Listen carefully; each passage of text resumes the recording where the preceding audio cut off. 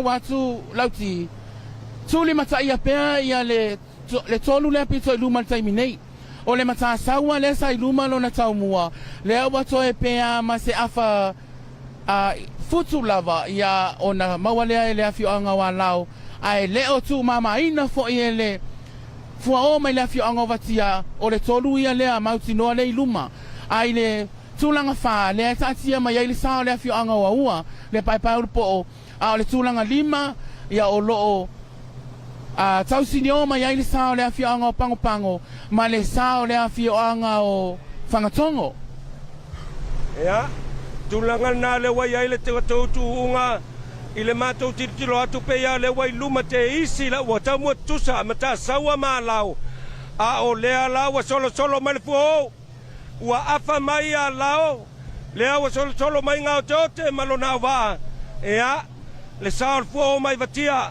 ile tulanga tolu na fina mai ai pa wa tul pa po le tulanga fa fina mai ai male aeto ya mai se le se ulo mana mai fantongo lauti o se mea wa ese le wa fai tai au nei el tofa ele afionga ile alo salamasina pe lava ona fai atu tuli matai le numero tolu le apito iluma o le ai mai tau atu ua sili la ititi lava pe ama ne vase inisi le awa tulanga mo mua ile sao le afioanga o wa lao taiminei lua ia ile mata sawa ai wa afa fautasi le wa ia ile sao le afioanga o vatia mai le afioanga wa lao tulanga na le wayai ya le awa tau mo tu sale mata sawa male a lao mai ya lao a o le ala wa mawa mai ngote male salfo mai la fionga vatia ale tato tu ngale awa toi titi lava fe ngai mafanga alu a ngai atu le tolo sue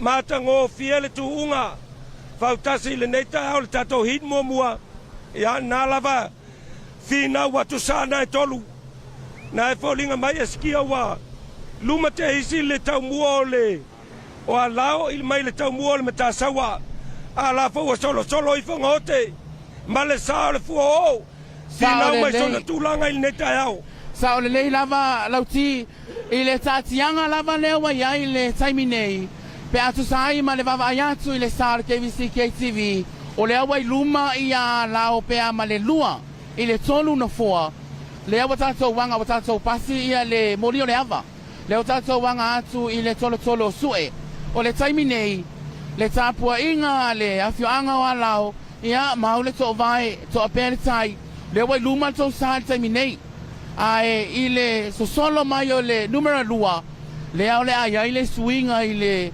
sao le mata sawa ma le sao le afio anga vatia ona le watu tusa ia le sao le afio anga mai vatia ia ma le sa le afio anga o le manu atele i le tūlanga wha le alo ta oto mai le sa le afio anga o aua ai le tūlanga li mai tau atu le aua ta oto mai ai le sa o le afio anga o pangopango le aeto tūlanga naro wai e tūngal tai au le nei lau mai mo mai tutu ila manua na wai luma afa fautasi na wai e luma le tau mua o a lao mai le matasawa a o la foi wa solo ifo ngau tote ma le sa o fu o i le pito i o i se sae le aua le o toi mamau e tau nu mai le tu unga le tolo sue la wa solo ifo le tau mua o le fu o mai le tau mua o a lao la wa mata o na solo malia ifo i le fu o la wa fa solo i na tasi le no foa ya e pe lava na fai atu taimi wa sola o le tolu pito i lunga le nei fainga sa ona sa ili ai po ai mua na matatu unga fautasi o pito luma na mata sawa le o mai nga sai tonu lava fanga alu ai luma ia le sa le afio anga wa lao a le o mai le tolo sue le ai mai sa watu le tu le laina mua le tu yuta ia na wo no ane le tau mua le sa le afio anga o vatia e matau tia le mele wa fai anga o te ma le sa le fu o mai vatia leo le au mai le tolo leo sue ai pe ama le lima fa ono no fo le wa ia luma mai le tau mua wa lao fi nau mai ai sa ia lu e tolu pa u atu ia le mata sa wa tulanga tolu a le la wa luma le fu o mai vatia tu lua ia lao ya ma le fionga ya sa tele ma nda ya fi nau nga yo fa ya tu leo le ana na watu leo le apio atu le toltolo sue ia le tatou tuunga le taeao le nei a o le aua matua i tala fulu sosolo mai tamaitai o le ao ma le sao le fua o mai le apioanga i vatia pe ama le afafautasi le wailuma le taumua o a lao ia le sao a lao pa uatu ia le matasaua ia i le tūlanga tolu e pā le whana le tai au nei a lauti o loo i tua ia le tau mua o le sao le awhioanga o vatia a le mai tau atu i le sao le tuunga kusa o le nga whai e le awhionga tamai tai o le ao tala lea o mai e o ko woki mai o le awalo atu tuli a lea i le tangata i mai a le malo le atunua e mai sa lau mai mua o lea wato i titi lava Fautasi a toa ia i luma le sa o le awhioanga o vatia leo tatou o tonu mai lava i ngā tai o le whalita mea le iutu lei o le tūlanga wa tātia mai taimi nei o le sao le awhioanga o vatia le fua o le tūlanga mua so atu ia i le sao le awhioanga o a lao ia lona tolu ia i le sao le matasaua mai le manua tele ia o le tūlanga na o wa whailava sima o atu o le vaenga o lo tau mawhai mai ai ia le sao le aeto ma le se ula Fautasi ai ma le paipau po ma le awhioanga ia ua ao le taimi nei o lea ua Fautasi atoa le wai luma i ngā tote ma le sao le fua o mai vatia mai le tau mua o a lao le tūlanga lua, tūlanga tolu lea ua pa ua tu iai le matasaua mata utia whaalinga le fua o i le tae au le nei ma le fionga le tamaitai o le au ia lea ua amata o na whaasolo le afa Fautasi ua iai nei luma ia le fua o mai le sao le a lao i le tūlanga lua pa ua tu le matasaua le tūlanga tolu tam fai mai pel pai paul po ma le sao le aeto ma le se ula i le tūlanga wha lau tō whanau tia whai e whatu mawina le mālosi o sāne e lima o lona winga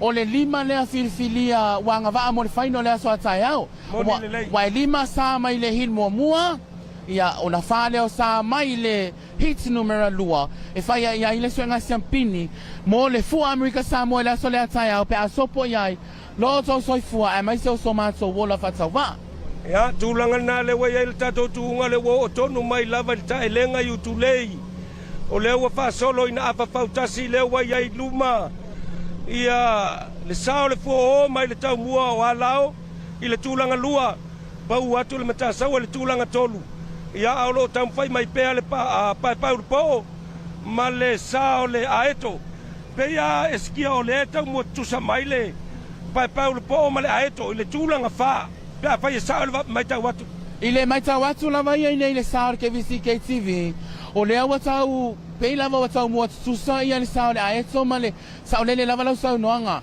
wa faisina pa utu o le sao le awhioanga no uli ia so mai ai luma mai le sao le awhioanga o whangatongo ao le tūlanga mua lava ia le tatou whatulanga ina le tatou HEATS numera mua taimi nei lea wa Fautasi atoa lea wa iai le sao le awhioanga o vatia le fua o lona lua iai le sao le awhioanga o alau lona tolu atu iai le sao le matasaua mai le manua tele au lea wa tatou wanga tonu mai lava i le tolo o le Rainmaker e anga atu le tingi malo whaftai o lea ua leo toi mamau ai tatou o mai le tolo lo Rainmaker ia lea ua leo toi mamau ai o atu iai le sao le fua o lea ua Fautasi ma le apa o lo iai luma le fua o mai le tau mua o alao i le tūlanga lua a o le matasaua o pa ua atu tūlanga tolu finau mai pele aeto mai pangpango male pa po mai aua i le tūlanga wha pa ute i se tuitua le se ulo le moana ia a o tūlanga ngana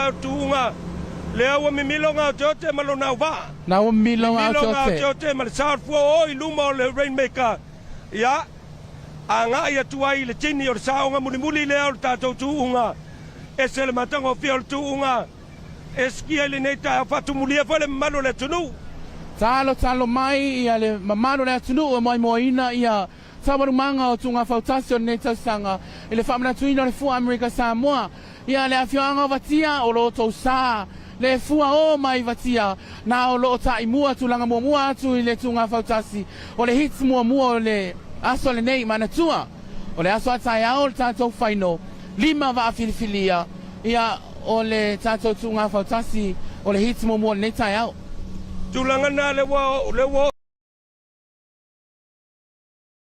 tonu mai lava le fua oile a wafu swau ia wa fa solo lava ina lua fautasi e vai ma le tulanga lua le sawa lao ia tulanga tolu le matasawa finau mai le aeto mai pangpango ma le papau po i le tulanga fa ale tulanga na le wa ia le tuunga ia sawa ba ia a ua tala fulunga o tote ia malona va ma le sawa fua ia anga ia tuai le tini ai leo tu mama ina foi sa tele malona va marsa mai ya lao pa pe foi le matasawa o le mea o fofongia le wa faia le samaitai o le ao mai lava i tai le amatanga le tuunga fa le afio anga vatia le le fuo le olo tulanga mo le taiminei i le tulanga lua le ata oto mai ai le sa le afionga le alo salamasina ma le afio anga o alao lo na tolu mai ai ia le sa o le matasawa mai le manu atele lo na fatu iai o le lona fao lo o tau sinio mai sa e lua le sa le afio anga o ua ma le sa le afio anga o pangpango a le tatianga le wai e taimi nei lau ti te masalo a fatu ma wina le malo si o le au va ale fua o ia o lona wingo tulanga le avale o le tatou tuunga fautasi i mua mua le tatou tuunga le tai au nei lau mai moa ma lau sirsila mai tutuila ma manua ai me se foi o tatou ainga mai atu nu mamau ngao te ote ma le sale nao le fuo ia le aua toititi lava te ale wafutele i whangatongo na aua whaasolo i le tolu fautasi e va ai ma le sawa lau le tūlanga lua tūlanga tolu le nao lo tau mwhai mai eile mata sawa e se le ma tango fio le tuunga malo losi au va ai le te mili nei ma le mai tau atu sao lei lau ti tuli matai pea le tatou tolu pito mua lea le na pito i luma le ai mai tau atu o le sa lava le afio anga vatia lea tūlanga mua le taimi nei tūlanga lua mai ai le sao le afio anga o alao e se le tūlanga le aua pe wa toi fa popo le malosi o le au va ngao jote ia ona o le ua pito i luma o le whainga lava lea mua lo i luma se va fa popo le malosi e mai tau wato la vo toi pipi mai le sao le manu tele ta sawa ile sawa lao eskia sao lei lava o le mai tau atu o le tūlanga lua le taimi nei o le ua maua toi maua mai lava le sao le mata sawa ia le sao le afio anga wa lao o le tūlanga mua lava ia le ua manino ia le iai lua tolu fautasi ia ia atoa i luma le sao le afio anga o vatia le fua o ia tūlanga nai le mai mo mai tutuila ma manua o le wai luma tonu lava o le maketi whangatongo le tatou tuunga na o mai ai le sa le o lo i luma fua o mai vatia ia pea ma le tolu i le fautasi i le tūlanga lua o lo tau mwhai mai ai sa tele ma le sao a lao mai a lao ia ma le sao le mata sawa le na voto i finau mai i le tūlanga tolu ia na voto i finau mai fale toa malo na uva o le tūlanga whaia ma le tūlanga lima lau ti o le mai tau atu le foi e finau mai ai le sao le afio anga o ua ma le sao le afio anga o pango pa ua tuitua le sao le afio anga o whangatongo a le tatianga le waiai le watato ngā tai tonu lava o le marina ia o lo o luma lava le sao le afio anga o vatia le fua o lo na lua mai ai le ai tau sinio mai ai le sao le afio anga o alao ma le sao le manua tele peitai o lo o faisina sili lai titi lava i luma o le sao le afio anga o alao tuli mai le sa numera tasi ia le fua o e mai tau watu eskia o le fua watu e tuli mai lava e whantoa ma le mata sawa le sao o alao a le teimi lava nei o le o mai ngao jote ma le sao le fua o i luma tonu lava o le marina ua mamao lava le mua a le fionga le tamaitai o le ao malo na ova malo losi le ova ia mai tawina le lua ma le tolu eskia mai tawina le taimi nei lau ti le tūlanga lua ma le tūlanga tolu le wato e maua le mai lava le sao le mata sawa le sao le afio anga wa lao ia ai talitonu e la tūlanga e whapole ai le afio anga wa lao wa awhai o la tau sailo na lua pelo na tolu Ia e hau lava latou lunga le whaino, e mauti noa.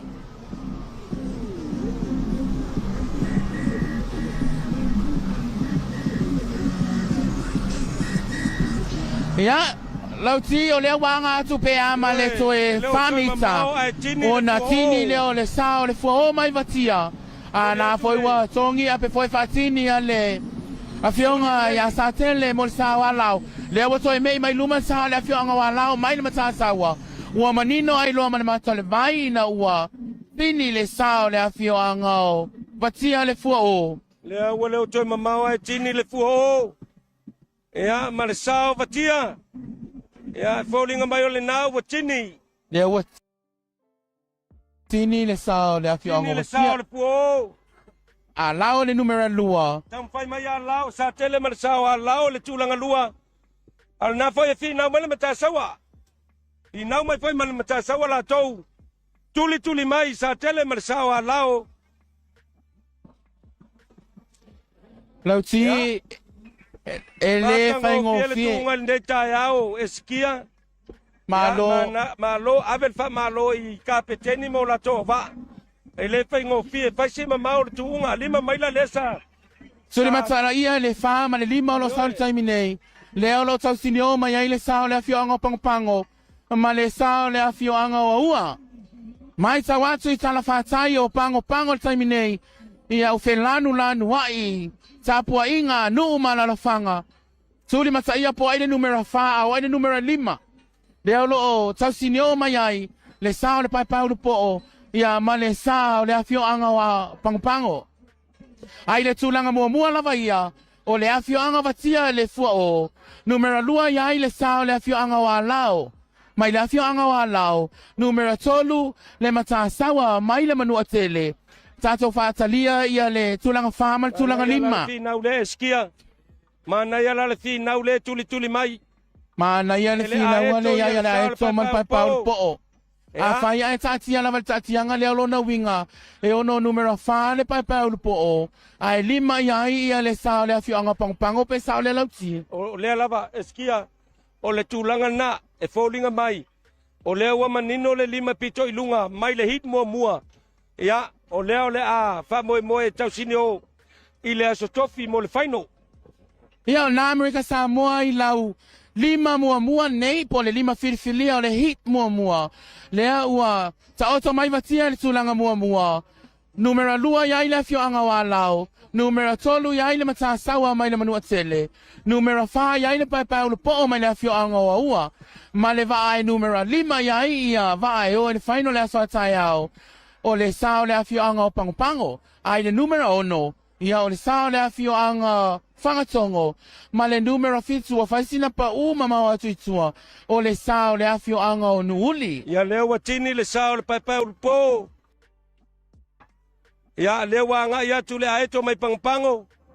Ia I le laina I tini ia I le tatou tuunga. Ona manino ai loa lea eskia, o lono winga o saa ia I lima, o lea ua wha moe. Ia mo le aso atai au. Mbainga. O ilang ay dem feng ka office ikaw interview ko yung yak ko dia ese mo interview sorry ba kia ya mai mau pe fa pe mau se ya ole sana vatia le wata milo mai le tu le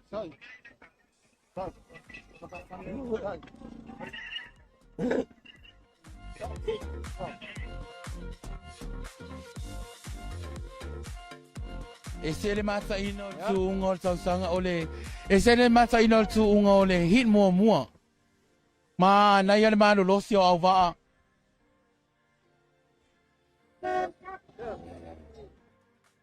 Ya.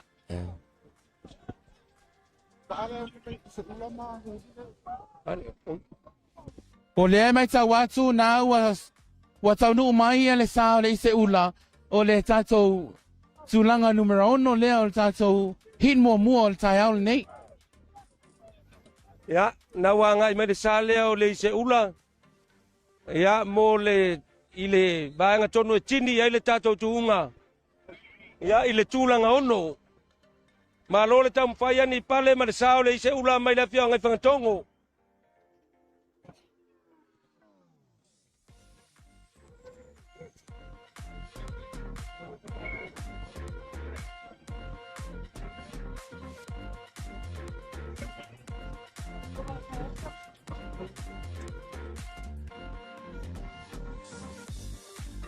Ya, apa yo mai mo mai tutuila mamanua o le tūlanga na o le tātou hit mua tūnga Fautasi o le fua o le netau sanga o le tūlanga mua o le sā o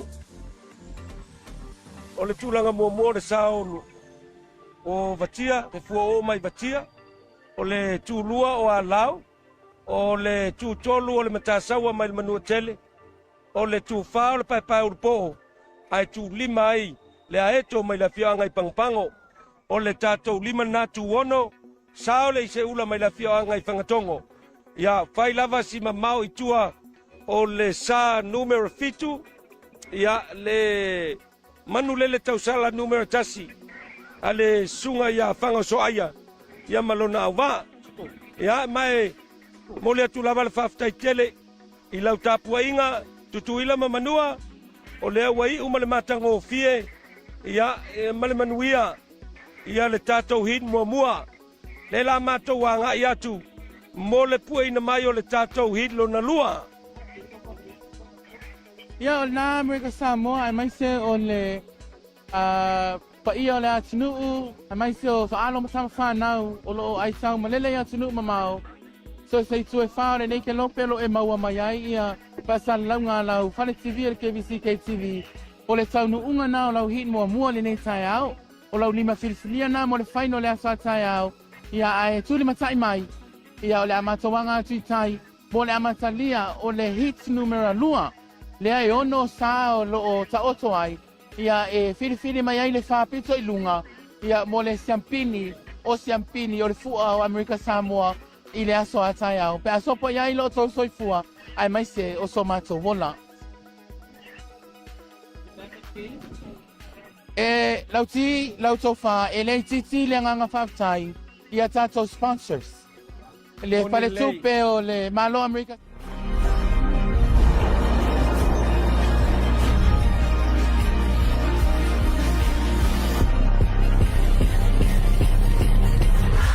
Natural Samoa water, the taste of nature.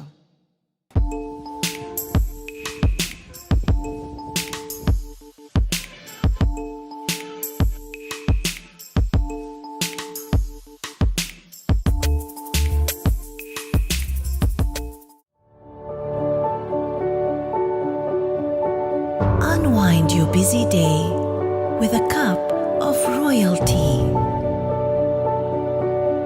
Royalty, complete satisfaction with every sip.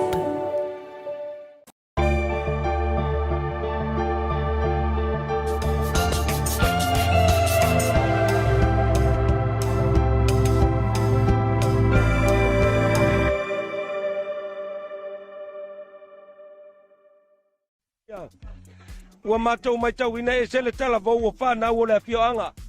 Le au lo tau alo ina ia le sa numero tasine ia le whioanga nuuli.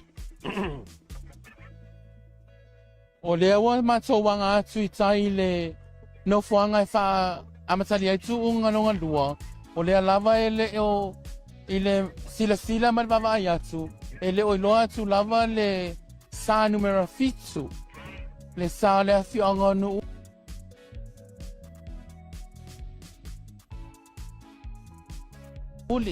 Ai mau mai pea le so vai ai mai so lau sila mai moa le mamado le au mai moa ia o le lava e tali ngā tupo feo anga iai ia le sāni nei ato iai le fitu o sao le hits numero mua.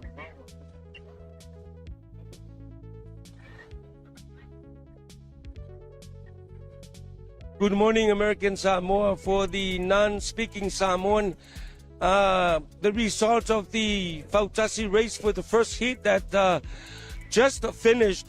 The Fua'o from Vatia took the first place. Second place is the Alau, Fautasi from the village of Alau. The Manua Tele from Manua, the third place. And the fourth place is the Paipai Ulupo from the village of Faua. Aeto from Pangopango is the fifth place. Ise Ulole Moana from Whangatongo, sixth place. And then the Manulele Tausala, number one, which is captained by Fangao Soaya, is the 7th place for the first hit that just finished this morning. E momoli atu le whaftaitele, mai moa ma le whafonga mai, ia pa ia ma le mamano o le tātou watunu, tutuila ma manua e me se foi o le usonga ia tu mua mapule, ia whapia foi o tātou a inga ia tunu e mamau, ma whanau, o loo mai mo mai le tātou, tau tua le nei alo whare televisa le KVC KTV, ia tūlanga nao le hit mua, pe ona tam whai e whailo atu, o le tūlanga mua, o le fua o mai vatia, o a lao mai a lao, le tūlanga lua, le matasaua mai manua tele, le tūlanga tolu, tūlanga whale pai urupo, mai la whianga iaua, tū lima le aeto, mai la whianga o pangapango, tū ono le se ula le moana, mai la whianga I whangatongo, ma le tū fitu, o le manulele tausala numero tasi, mai la whianga inu uli, ia o tūlanga nao le tātou, tū ngā Fautasi mo le tātou hit mua, ia ai, mau mai pēr lau tāpua inga, mai e mafuta mai pēr I tātou whaasara launga tu sao le nei, alo whale televisa le KVC KTV, leo lo awina tu sao atua ia tātou whaasara launga mo le tū ngā Fautasi o le nei tausanga, I le langolango malosi, a le ofisa o le fionga I le kovana, le pulenga o le estaka, e whapea foi le vaenga le EPA, ia ma le pulenga le ESPA, ia o nisi na o ofisa o le malo, o lo ngā lulu e so tau au, ma le tātou whale televise, awa le awina tu sao atu o tātou whatara launga. Te nguni. Ia, leo wa mātou mai tauina, lea whato au o mai panga so aia malona sā, malona au vaa le manulele tausala numero tasi, ia I le wafu tele I whangatongo. Momoli le whamalo e skia, I whanau e whaisi tala vouto e la iti, au lea lava I mawhai o na tau walo le whamo le sao le awhioanga. Yo e sao leina manau tō whanau ti, ia o nai mai tau atu ua anga mai le tini, ia le sao le awhioanga o nuuni mua, ia o le Air Force ia po le sālea le whafoina e le sunga ia whangasoaia ia e mai se o alo ma whanau tupulanga talavou o le awhioanga I nuuli. Ia o le taimi nei lea wanga atu I tai lau KVC KTV ia mo le whasalau tu sauina o le hiti numera lua lea e ono sa o loo tutuuai ia e saili ia I le whapito I lunga e whaia ia I le filifilinga o le siampini o le fua Amerika Samoa I le aso atai au.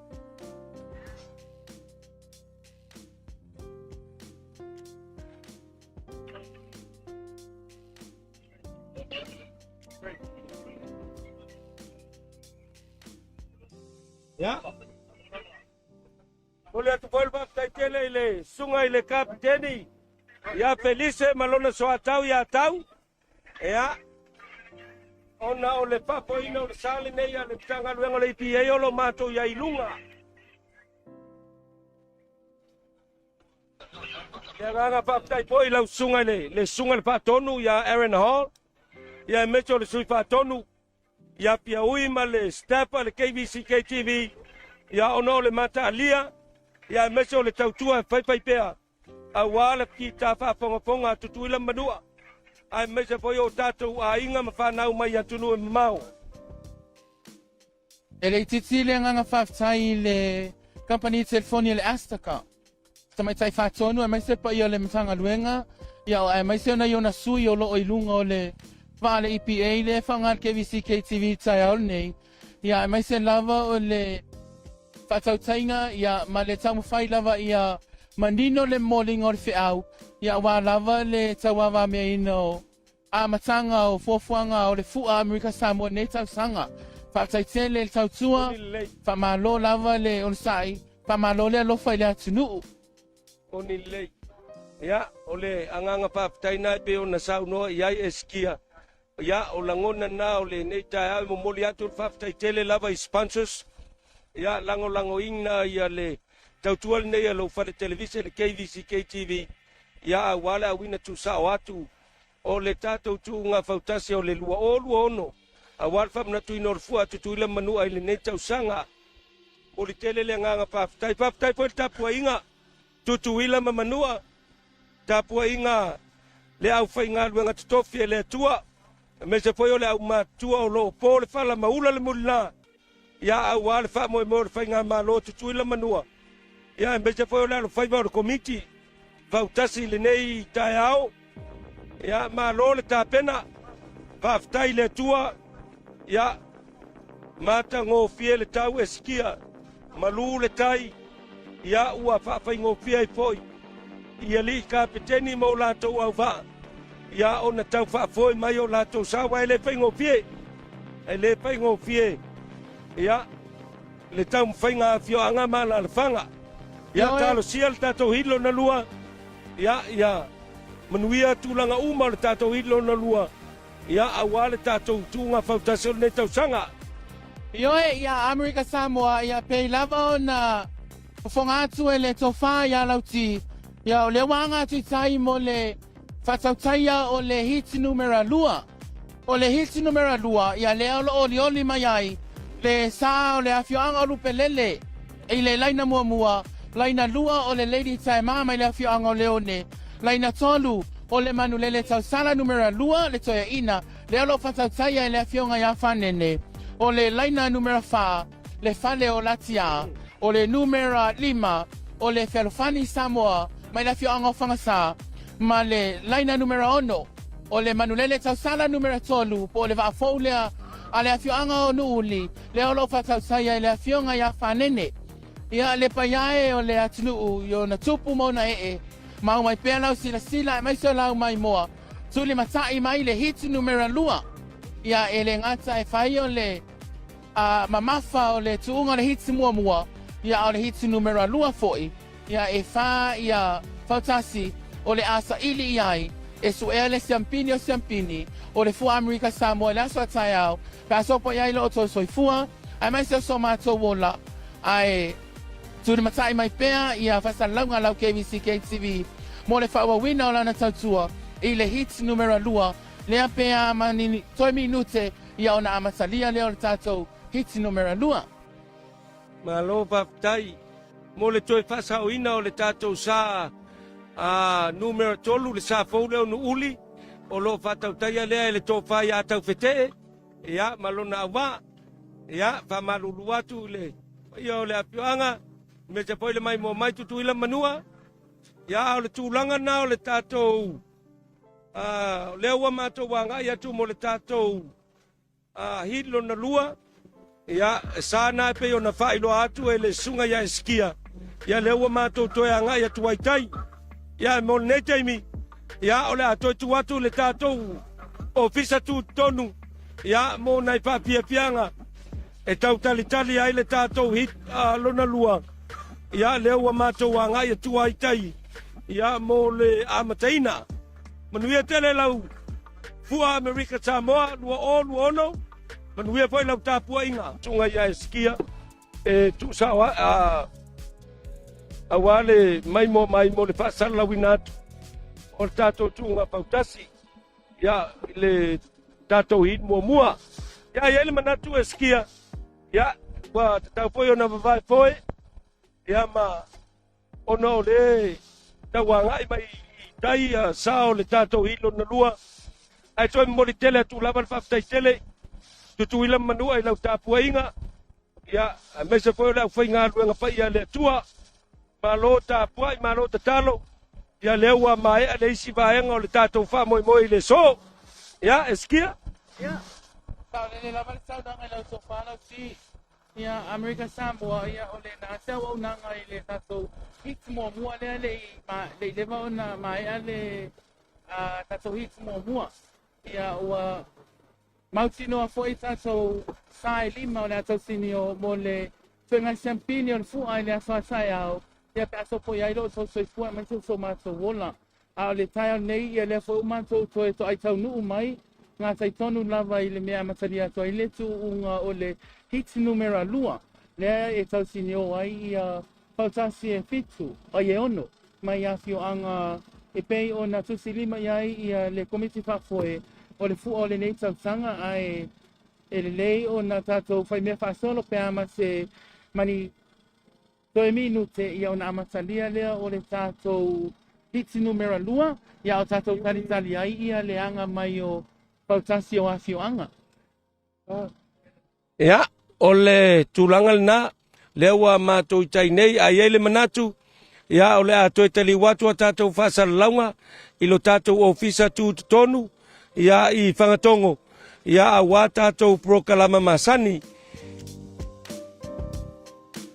Ia, ai, ia a o le ua mātou i ngātai tonu nei o le tātou, vaenga tonu lea e amatatu ai ia le tātou tuunga e peo na iai le hit mua i wā. Lea ua mai atu.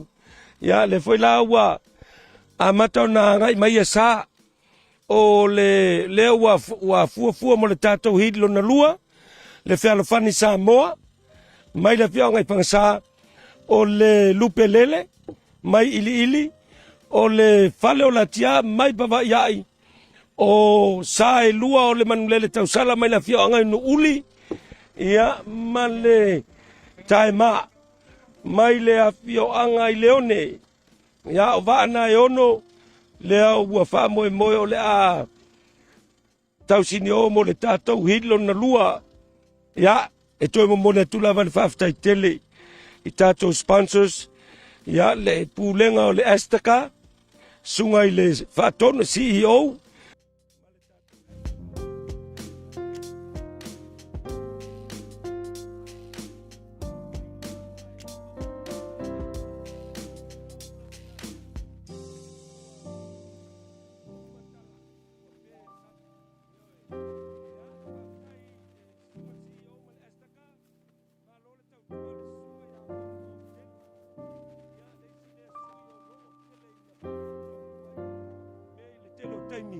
Ya le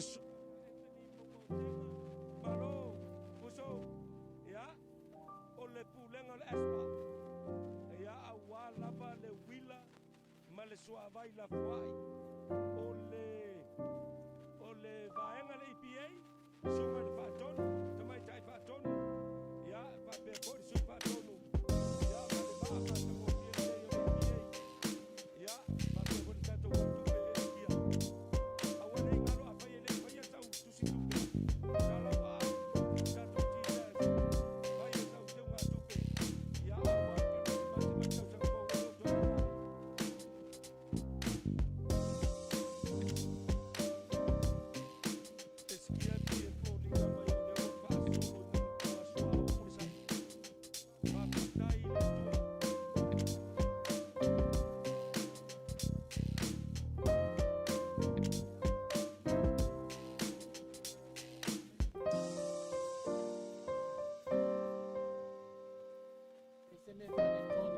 O le mana ia foi pe ana sai ma le tautonga o le tofale a fionga le malo fale mal komiti pe ana mana ia foi pe ana fape pakauma me le asori nei ana uti Io ia ai le faina tauto pe ai le fionga le malo le fale mal komiti ia awa fai foi o le tatou nau ia fai foi tinga ina o fionga ele fai ngofie me le ia ai o le ua tino ua ia wa ia mo le foi valaulia ele au maua sa nei lava lau ti te lava na sila fia le malo le atinu ai mai se lau mai moa ia wa uma na nge dunga upenga sa failangi ia wa uma foi ona si sao le sa nga na fionga ile pale mia na malo Samoa na fionga ia na au dia ma de toa kolo sai bao there was a smith na ia sauno ai te malele foi ia o le avalaudia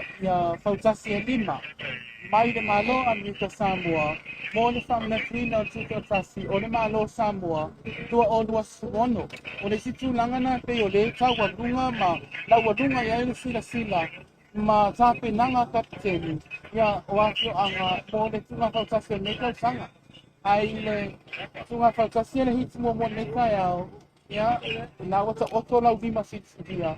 Tātou tātia le HEATS numera 2 i le wha pito i runga e atoa iai i a Fautasi e iwa e whaia iai le piripirunga o le siampini o tuunga Fautasi mo le whamanatuina o le fua alemano o Amerika Samoa. Alo whaftai. Ya. Le mai moa ma le whafonga mai tutuila manua. Ya. Le aua mātou tam whai atu e ala i le tautua nei alo whare televise le KVC KTV ia e awina tu sao atu ia tātou tuunga Fautasi o le nei tausanga pe ono tau silafia o le nau mai ale tātou hit mua ia lewa mātou tai nei awale amatalia o le tātou hit lona lua e skia i la uia lava mai tau e whaise whai ngata o le hit lona lua ona e le lei uma lava sa ia e tausinio i le tātou hit lona lua ia ai talitonu ia talosia i le lofa o le atua ia mai moina e le atunu se tuunga Fautasi matangofie i le tātou hit lona lua ia moli atu le whaftaitele i le whatasi mai male mafuta mai o tātou ainga i atunu e mamau me se foi o tātou whanau ia malo le mafuta mai a o fatino le tautua fai perne ya lo fa televise le KVC KTV ya ile lango ale anisio matanga luenga le malo pulenga le estaka le pulenga o le espa o le vaenga le EPA male fa le tupe o le TPS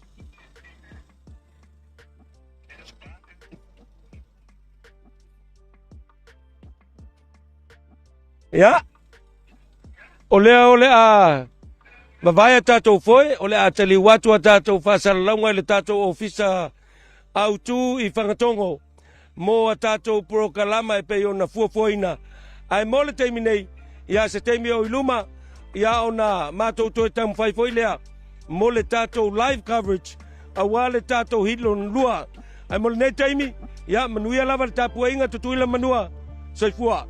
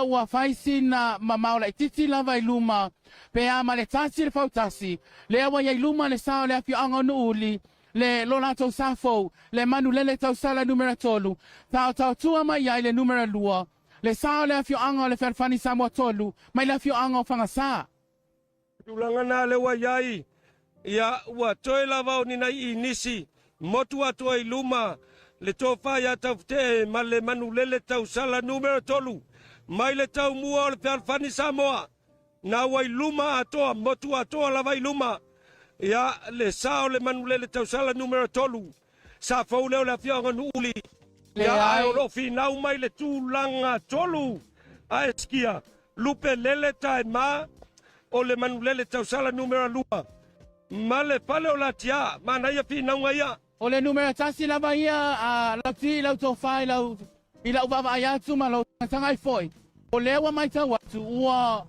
wa matona solo ai luma ia le sao le afi anga nuuli le paia le afi anga ma lau tapua inga lau sa le manu lele tau sala numera tolu le wai luma taimi nei tulanga lua iai le sao le afi anga o ferfani o le tulanga tolu Pawhenga tālawa na ia se tūlanga tōlu ona o lea tau mua tusa le sao le whianga o ili le lupe le sao le tai mama le whianga leone o le toia ina le low rider numero 2 me le whianga nuuli ma le sao le whianga pawa iai le fale o la tia mana tua lauti e whaasa e fili mai le tuunga lea e tu Fautasi ma le 5 filifilia i le HEATS numero mua ia e whaia i le filifilinga le sampini o sampini i le aso a tai au. Whaptai o le tātou tuunga lea o le a whapsanga i tonu lava ma le a whioanga i whanganenea ia i le tūla i spo ia ae o le a whioanga i lauli i le tū sai o le nāua whasolo i na Fautasi a tōna wa iai nei luma tau whetee ma le sao le manulele tau sala numero 3.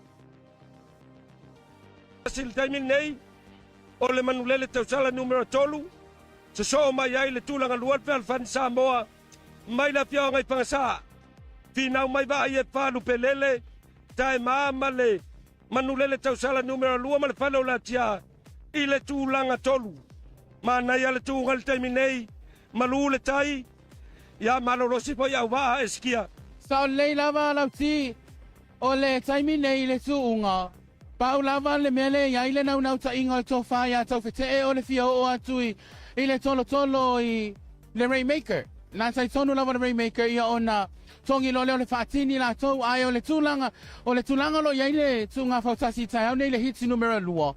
O le awa mai tau atu, pea ma le Fautasi ma le afa Fautasi. Le awa ia luma le sao le afioanga o le manulele tau sala numero 3. I le numero 2 i lona sao tonga le taimi nei, o le whanofani Samoa 3, mai la whianga whanga sā, a o le tūlanga whā, o le tūlanga 3, whainga tā lava o na mauti noa, mamanino, po aise sā o sā nei, o na o lea tau whaitu tusa o mamai, ia le sā la whianga o ili le lupelele, o le toia ina le low rider numero 2 mai la whianga nuuli, o le tai maa mai la whianga leone, ia ma le whale o la tia, a lauti, taua i lau vaenga ia, taua ia tau wheteo na tuu se avanoa i le teine. Whainga tae tasi a le teine lea e tuu mai tuu unga nei. Moni lei a eskia o le tūlanga na le vava ai atu ai. Ia ua matua i whaasa wā lava le tō whai a tau whetee malona au wā. Le manulele tau sala numero 3. Ua le ai lava se avanoa ia ua panga uma. Malo losi le au wā. Ua whaasolo ina lua Fautasi. Lea ua luma i nei le manulele tau sala numero 3. Mai le tau mua o Alfan Samoa i le tūlanga lua. Lea pe polinga atu a eskia pe iau lewa i luma le lupelele. I le tūlanga 3 pe iau lewa manino atu. Finau mai le manulele tau sala numero 2. Ma le tai mai le tūlanga wha. O le tau tonga lewa tau tūnga le asol nei le HEATS numero 2 lauti.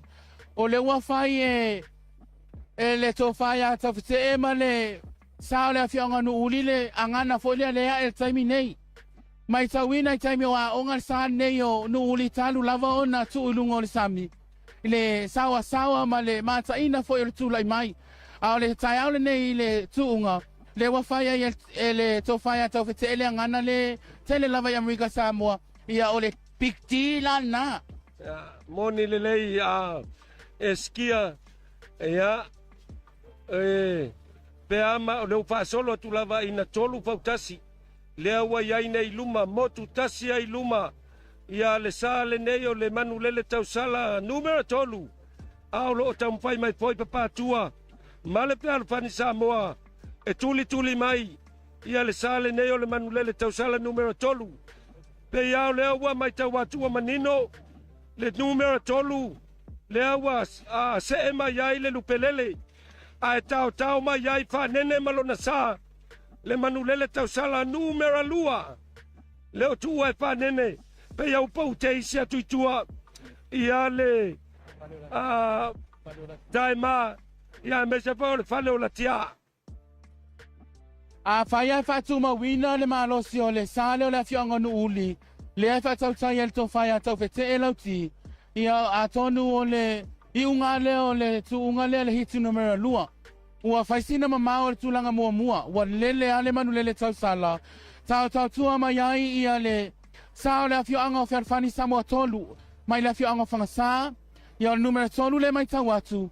Ia o nala e moi lava ua manino le sao le awhianga o ili le lupe lele. Ale mai tau atu a pi mai le sao le awhianga o nuuli numera lua. Lea watu e maua mai e le awhianga ia whanene malona au waa. Ia le sao le awhianga o ili. E ono iai se suinga o le tuunga pe apai e whatu mawina. Le malo losi o au waa eskia. Ono le baba iatu. O lea foi wa tau mai foi a whanene. Male manu lele tau sala numera lua. Lea ua tai tau mua tutusa mai male lupe lele. I le tūlanga tolu. A o le tātou tūlanga mua lava. O le a whaasolo atu lava ina. Malaila kapi a toa lea wai luma i nei. Ia tau pete ma le sao le manu le tau sala. Numera tolu. Tau mawhai mai le tūlanga lua le tō whai a pātua. Ma le Fautasi Samoa. Mai le apia o ngai pangasa. O le tūlanga mata ina tūnga Fautasi tai au nei lauti. O le tūlanga le tai. Mana ia le malu. Le wata tauto ai tau nui ngā tai tonu lava o le awhianga o whanga alu. Ia leo tātou wanga atu I le tolo lea o matawhao. Tolo sue. Ia a lea mai tawina. O loo wa mama o whaisina mama o luma o tūlanga mua. Le sao le awhianga no uli. Ia pe a wawai atu foi. A lea mai tawa atu numera tolu. Ia lea ia le tu mama ina le awhianga ia whanene. Ma le sao le awhianga no uli le lo raila numera lua. Ia le sao le lupe lele nana. Lo finau mai le tūlanga tolu. Ea, o le tūlanga nao le tātou tūnga le teimini nei, le ua whapsangai tonu lava male. Whapsangai tonu lava male a whioanga I whangalu. Ea, le tātou, le sal nei o le manu le tau sala numero tolu. Ea, le ua whasolo atu ina wha I le 5 Fautasi. E waa I male Fautasi Samoa, le tūlanga lua. Tūlanga tolu lea o loo tampai mai ai le lupe lele. Ia le tūlanga wha lea o tampai mai ai whanene. Ia ma le sao le manu lele tausala numera lua. Lauti ai mai. Tua le taima. Ia a o le sao palo la tia le nao lo tampai mai. Lauti ai tanga iatui. Ai tanga iatui lungo ta whaala o Amerika Samoa. Ai ngā tai o utulei. Le lau tutu ia ma le talo mai o le mamalo le atunu. Ai mai se lava le tapua inga I le awhianga no uli. Ia o le moni lava ua manino le mata le vai le tatianga wa iai le taimi nei. Ai o le tūlanga e whaftaia pēa le lofa malanga leio o le atua. Ona o le ua a mata la lata na whai uiu ia le hiti numera lua le tai au le nei. Ai moni mawina lona anga le leima lona lofa whapaolo. I lunga o Amerika Samoa manana pua o le nei tau sanga lua o lua sifuru ono. Moni le eskia e le umale nganga whaftai le tātou tapau le langi. Ia ona o le nei awanoa le lei o le tau. Matango fia o le malu o le tai. Ia vi ia le atua. Ia o le tūlanga nao le aua. Ua o atu ia le tātou tuunga manu le tau sala le tūlanga mua. Lea o le a mimilo atu le tolo le o sue. Ai o lo tuli mai lava foi le tofa ia patua. Ma le Fautasi Samoa mai le sao whangasa mai la whianga whangasa. Lupe lele I le tūlanga tolu. Tūlanga whaale manu lele tausala numera lua. Pa ua tu I tua le taima ma le pale o la tia. Ia o le tūlanga na o lo ta oto ai nei le tātou tuunga le teimini nei. A o lea ua mamao lava. Ua mamao lava le vapea ma le ono Fautasi. Lea ua iai nei luma tau whetee. Ia ma lona au waa. Ma le manu lele tau sala tolu. Mai le Fautasi Samoa. Tolu mai la whionga I pangasa. Le ka peteni le tofa ia patua. Ia ma le au waa le Fautasi Samoa. Ia e ono iai se suinga o tātou waa o loitua. ia peitai fai lava sima mau le melea le tule mātou te whaasala lau atuai.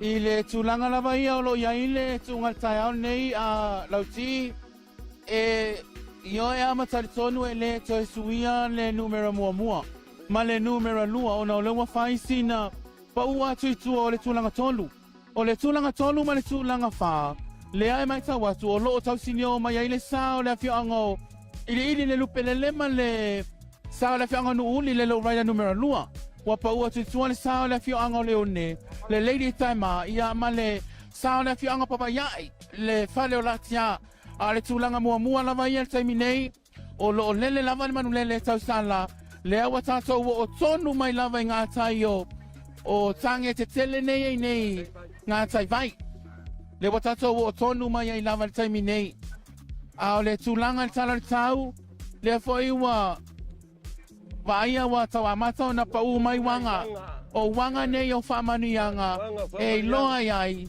le amana ia ma le awole ngango le atua ya Amerika Samoa malana fuo le nei tausanga.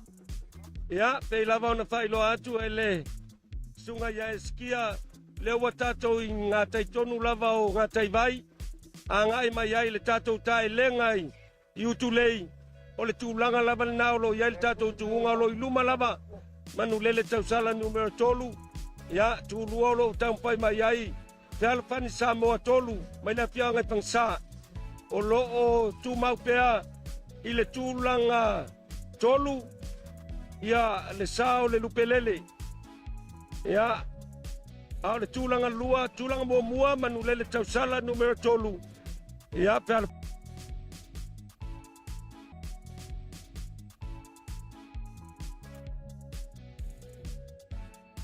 au ba le tofa ia patua ma le fealfani Samoa mai pangasai le tūlanga lua tūlanga tolu leo lo se e mai ai le lupelele mai le fio anga ili male manu lele tausala numero lua lo fina mai ai le taima ia fa pe foi ma le sao le fale o la tia lao lo anga mai la vai tua fa malu lua tono le mamao le mele matote tau mafai tuai au tūlanga ngā o le tātou tūunga o lo o iai le temil nei Le watato i ngā taitonu lava le tolo le Rainmaker e ngā atu ana i le wafu swau i ngā atu tonu o le tingi. Ia, manu lele tausala na ua mimilo atu i le tolo le na le Rainmaker ia leo le au o mai le wafu swau ia a o lo tau mawhai mai po i le sa o le pearfani sa moe tuli mai na ua Fasa sao atu lava i al tofa i atafute. Male manu lele tausala numero tolu. Ua ngai le tingi le temil nei. Le wo o mai le tofa i apatua man fealfani Samoa. I le tolo le Rainmaker. Ma tau te leo mautino atu. I tua atu le numero tolu ma le numero fa. Ona ua fai lava sima mao le mele ma tau te.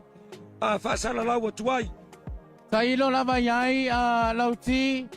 Ai le mai moa mai ale au tapuai, ai mai se o le mata no nofo Amerika Samoa, ai mai se lalangi ato e taunu ungo le hiti numero lua terminei, ua manino ai lava, ia le sao le afio anga nu uli, le lato safo, le low rider numero tolu, ai le numero lua, ia o le tau sua mai ai, le sao le afio anga fangasa le telofani Samoa tolu, i le tulanga tolu, tulanga fama, le tulanga lima ma le ono, o lo wa faisina mamao e famalulu atua il paia o afioanga ai mai sele au mai moa tapuai ia e na o pausaia e lata mai e mautinoa o le numero tasi ma le numero lua le hiti numero lua tulanga na o lo ia le tuunga ia ua pai lava si mamao le bao le numero tasi ma le numero lua le manulele tausala numero tolu tafute malona awa le afio anga inu uli o le nā lava ua tala fulu atu.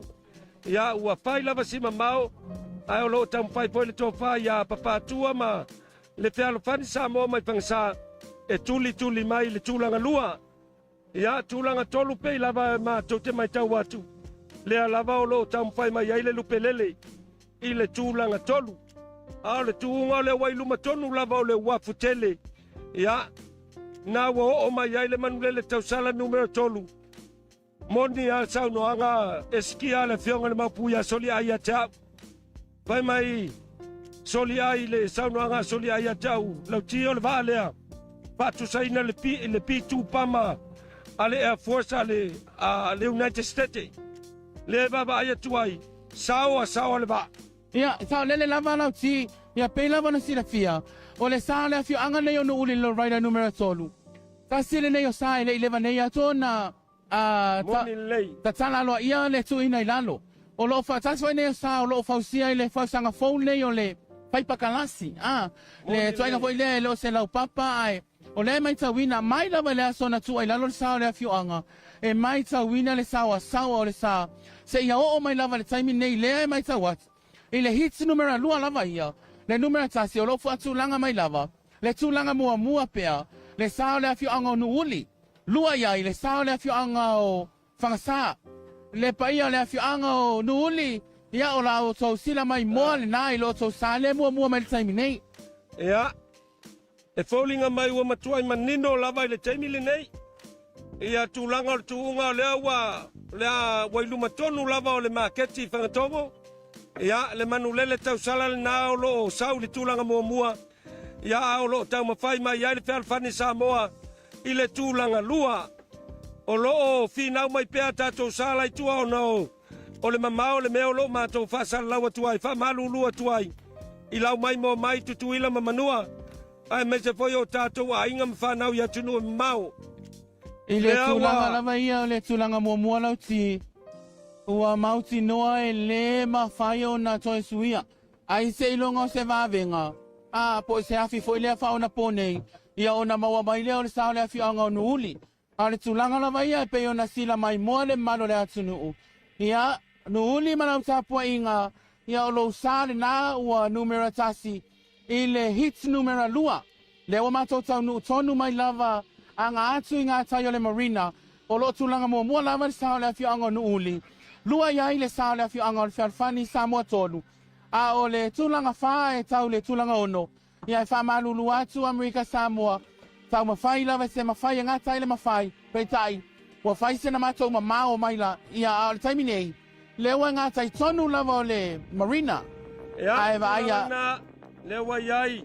Lewa se mai lava. Le tō whai a tau fte ma le manulele tau sala numera tolu. Ua leo toi mamao. Ia ai tini. Ia a olo tau mawhai mai foi papatua. Ma le whalwhani Samoa. I le tūlanga lua. Tūlanga tolu. Le mātou lava mai tau masalo le lupe lele leo lo tau mawhai mai ai. Ia a o lea ua leo toi mamao ai tini. Ia le manu lele tau sala numera tolu. O le upomoni ai alau ti. Ia ua tau ai foi le tūlanga mua le awhionga o nuuli mani manu lele tau sala. Ia wao le tō whai a tau white. Ia e le fau i le tō whai a tau white. Ia le whanga tāmai le tai. Ia le mai moa ma le sila le atu nuu. Ma tō wawa i atu. Ia pēa ma le tō tolu mita. Ia o na tini leo le sao le awhionga o nuuli. Le manu lele tau sala numera tolu. Ia e tau tua mai ai le whialwhani Samoa tolu. I le tūlanga lua. Moni le lei. Ia leo toi mamao ai tini. Le manulele tau sala numero tolu. Lea o mai le whialwhani Samoa. I le lumatonu lava o le marina. A o lea ua tini. Ia, nai mai ka watu ua tini le sa le awhionga o nuuli. Le tō whai a tau whete malona au wā. Mai tauina le malolosi.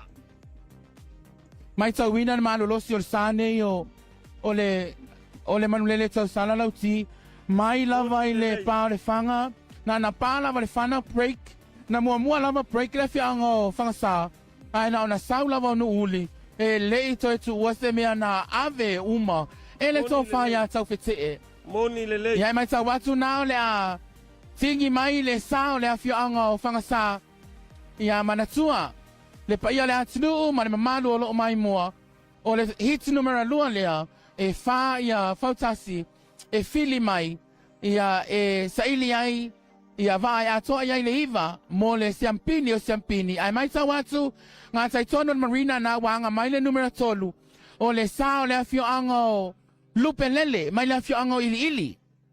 lupelele lewa le sa o lupelele mai la fionga ili lewa se mai ile tato tulanga tolu lewa tini Fautasi Samoa ya le tato tulua le na o le sa o lupelele lewa ngai mai ile tato tulanga tolu ai o loo tau tua mai ai ale manulele tausala numero lua ia male taima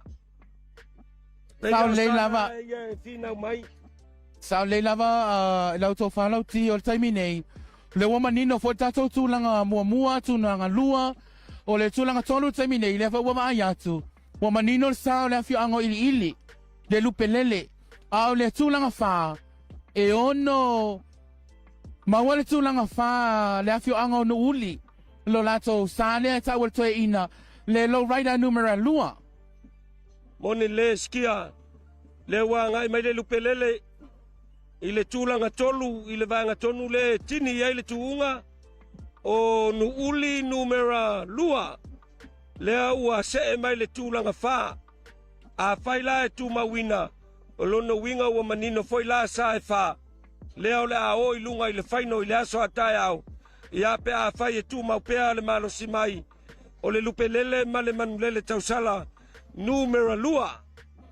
Mai tau atu i lau tō whanau ti. O le tuunga le sampini le aso atai au e le whai ngofie. Moni le lei. Pe a whika iai o numero tasi ma numero lua. O numero tolu o vale lei umalava. Le au le aanga mo le suenga sampini. I le aso atai au. Ya, le au tini le lupelele. Tūlanga tolu. Tini le lupelele tūlanga tolu. Ya, le au se mai le manulele tausala lua. Whanene ma le au waa. Ya le wa ngai mai le tini. Ya o le tūlanga wha. Ya. Na fōlinga mai le au manino ai fōi mawaa e wha. Sa ole lei. Mai le tātou hin muli le nei. Le au le a o i lunga i le whaino. I le aso atai au pe apule alo whaleli e au lia i le ola ma le malos. Ia e le titi lava le. I le tūlanga lima lava ia le taimi nei. Le mai tau atu ia. Le ua se e mai ai ia le tamaitai. Le lady taima mai le afio anga o Leone. O na numero ono le iai. O le sa o le afio anga o pava iai. Tasi leo sa o lo tautaia o lo fa tautaia e le e se alita la vou. O le kapteni pito i lai titi fo i leo tu ngā va o tau sanga nei. O le kapteni leo le afio anga o pava iai le fale o latia. Le ai mai tau atua ia na ua tini mai ia le sa o le afio anga o Leone. I le numero 5. Ia ma le numero 1 o le fale o latia mai le afio anga o pava iai. Malo. Ia le na mai mo mai Samoa. Ia o lea ua tini le fale o latia i le tūlanga ono o le tūlima o le taima ama i le afio anga i Leone. Ia o le tūlanga na o le tātou hilo na lua pe o na tau mawhai iai. E whaasala lau i nā tutu sao. Ia wafoi lau mai moa ma lau whafonga mai. Tutu ila ma manua ia me se foi o le tātou songa. Ia whape foi o tātou a inga iantu nu e mamau. Ia sama ua mai le tātou whaasala lau ngai le nei tae au. Tau tua le nei alo whare televise le KVC KTV. E whaia pēa i tau sanga uma. Ia ua lava le tau mawhai e tu ina sao atu. Ia le tuunga Fautasi. Ia o whainga mea le tai. Ia ua lava le mai moa ma le whaafonga mai o le tātou wa tunu. Ia whapea foi o tātou wa inga ia tunu mamau. Ia tonu foi o. O le si uina o le whamoe moe le nei aso. Ia o lea ua whaftai le tua. Wa i uma le manuia le whamoe moe o le komiti. Tuunga Fautasi sa alo whaiva iai. E le whaingo fie. Whawhetai le tau mātango fia mese o le tai malu. Ia, i le lofa ma le anga le o le tātou tapau i le langi. Ia, ma lofo i le komiti, whafoe, tātou tuunga Fautasi. Ia, mo lau tuunga aluenga mātango fia le tuunga o te tali tonu eskia. Ua whaamali e ina le mai moa le atunu. Ia, i le fea o le amatanga o tuunga. I HEATS umai lua. me lea moli le nganga whaftai le whionga le malu o le whale. Male komiti, ia ona o le matango fio le whainga o tātou tuunga. Toi moli atu le nganga whaftai tele, pūlenga le Astaka, o le EPA, o le tātou whale tupe o le TPAS, ia i le lango ina o le tautua lo whale televise, le KVC, KTV, ia, pa ia e ma le mamalu o lau whafonga Samoa, ia, o upu masani, ele ai lava se tautai atua se liu ni ai se liu o sona ma. Poto lava foi le tautai, e se lava le atu yama. Le a foi ni le fonga ua tau lau ulu i lau whafonga, ia, ma lau mai mo mai, ia, whata whea i le au au, ia, a ia, manute le ina lau wholaunga, ai mai se foi o le anga atu mo le aso fia o tutuila manua, i le nei tausanga eskia, ia, ma no whaftai. Whamalo so noa i lau tō wha, lau ti, ele tō iei sala tele na o whono wha pii, whaftai tele pa ia o le anga tunuu, ai mai se lau mai moa i le moni mawina, o tawaru manga o le fu Amerika Samoa, o le taunu unga na o lau tuunga Fautasi, o le aso nei turi matai mai, le tātou se ngā siampini o siampini, i le aso atai au, leo a tau vai ai, vai iwa, mai i le HEATS numero tasi, ma le HEATS numero 2, ai, ni o mawha le tonu, matua ati nai lau tō pito na au, e mangalo ai ni o mawha tau wha. Soifua, mai amanuia. Soifua.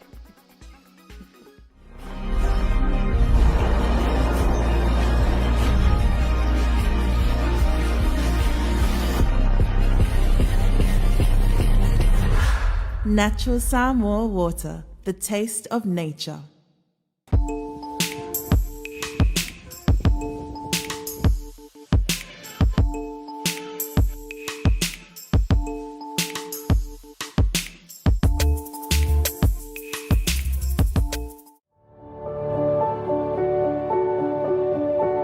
Unwind your busy day with a cup of royalty. Royalty, complete satisfaction with every sip.